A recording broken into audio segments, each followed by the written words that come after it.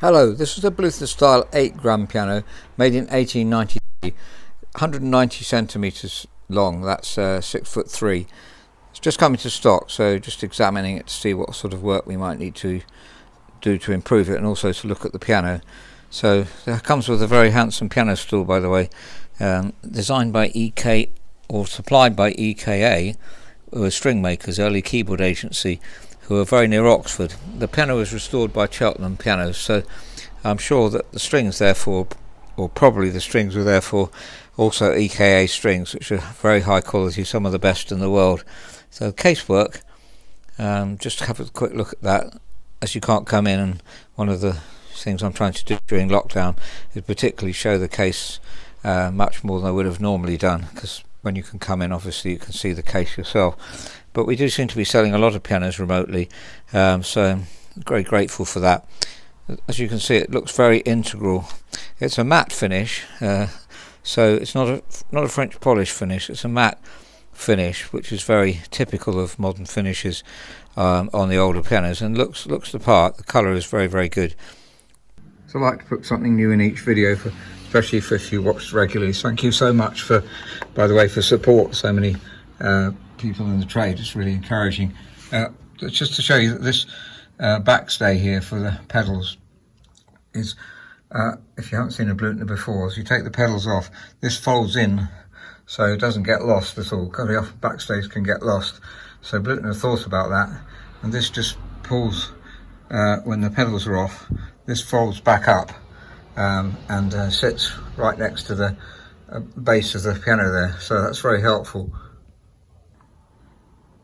There's plenty of beautiful design features on these older Bluthners, this sort of pre-1925, sometimes later on too. These, for instance, these cheek screws, which are to get the cheek out. There's two of them, and they don't fall out. They're kept in by a device that other manufacturers have done that too. Richard Vitt, for instance, top manufacturers often do that. It just shows you that they're really trying to serve the trade. Pedals are very, very low on this one. I think that's 4.5, 4.7 from the floor, which is ideal because, in fact, the legroom is quite low. It's 59, and legroom's normally 60, so you could put glass caster cups under here, which I'm sure will suggest to whoever has the piano if you're tall, and that will bring the legroom. We can bring them up by 2.5 centimetres, so that bring the legroom up to 61.5, which is normal legroom. Looking at the action, it's a Bluthner patent action, as you expect from this age of Bluthner. I'll show you another Bluthner that doesn't have a patent action. This is the shorter style 4 Bluthner, which is a completely redesigned pianos. In 1925, I think, was the year they did that. And this is 1934, this particular one. So that's a normal roller style action, not normal lever and roller style, which is what you're used to playing.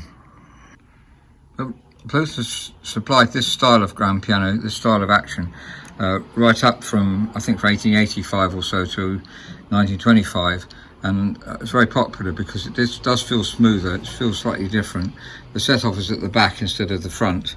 If you're a technician, you'll know what I mean if you haven't seen these before, and definitely very, very good feel. That's why they were unique, and a lot of people wanted to buy Bluthner grand pianos. The tone of these, of course, is quite superb. See, there's very, very little wear on the hammers here. In fact, really, you can't see any wear. It's like the piano's been bought and not really used. So that's encouraging for us. So we'll have to do some voicing anyway, I think, to try and even up the tone. But it's very, very mellow piano. Here's the worksheet showing the work we need to do on the piano. This is the typical older style Bluthner desk, by the way. It's very common on nearly all Bluthners of this age. So the main work, actually, I didn't mention earlier, the dampers bass dampers are touching each other. This is quite a common problem that we find with Bluthners. The felt is, they're just touching each other, they're so close to each other. So if I lift them up, they don't come down properly. And in fact, if we listen to one of them now, it's not falling down, simply because it's touching the ones next to it.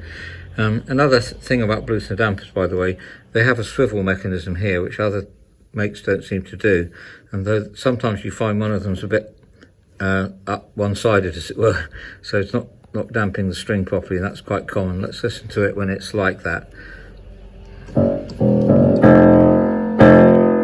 Lots of harmonics, but it's very common to find a piano like that when we go and tune a piano. And I'm still touching the ones next to it, so we need to work on the dampers on the single strings here. It's very, very common for us to have to do that. So the other thing to do is trying to find some glass caster cups to offer with the piano. The touch weight is quite good on the whole. They have, I didn't show you, but they've put lead weights in the keys. I think we'll leave that for the time being because this video will be too long otherwise. But they've weighted the keys, put new hammers on and weighted them very well. Very dark rosewood, which is very pleasant, but the top lid I think we need to just try to improve a bit. So it's fully restored by Cheltenham Piano Centre, and I have the original receipt as well actually. Legroom, as I say, was quite low. There's normally 60, 61, 61.5, but the pedals are very low, so that's encouraging. We can lift them up with some caster cups if you are tall and would like to be higher up. So that's important really. Otherwise it's got a very clean bill of health. We have already pitch raised, but it's slightly sharp because it tends to fall down. And by the way, if you dry a piano out, it'll go flat. That's an indicator that you're drying a piano out. So if your piano is flat, it might be partly because it's not been tuned perhaps, but also might have been dried out.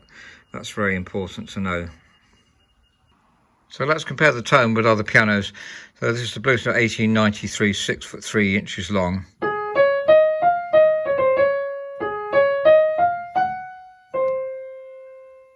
So the 5 foot long 1934 Bluthner.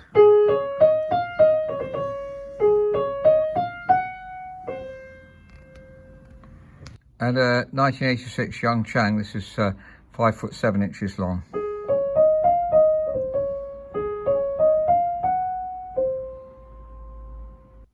And a much longer Yamaha 1982 C7, which is about 7 foot 2, I think.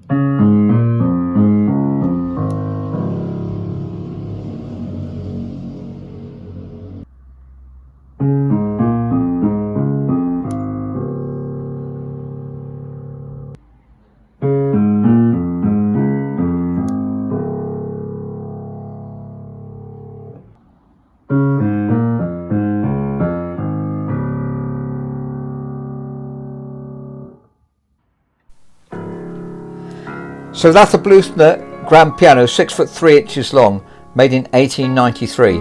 It's a style 8, which is a la carte scaling. We're so grateful whenever we get one of these instruments into stock because they always restore so well, and the tone is one of the mellowest tone pianos you can get and one of the most pleasing sounds. I'm not going to talk any more over this video, so just sit and listen to the sound, and if you've got any questions please do let us know. I will be putting text over the playing, so if you want to keep watching the video and look for the text if it occurs to me there's something that needs to be said. Thank you very much for listening.